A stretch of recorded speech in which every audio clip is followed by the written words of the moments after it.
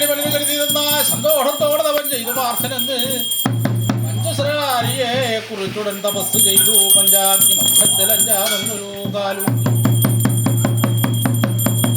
ചഞ്ചലം കൂടാതെ തവൻ ചെയ്തു പാർത്ഥനെന്ന് ആഹാരം നീക്കി നിഹാരനായി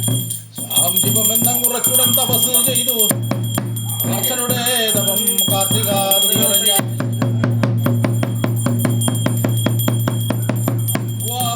കിഴക്കാലം വെളുക്കും നേരം കൊട്ടുപുറമുള്ള മടിക്കയും കളിക്കയുമായി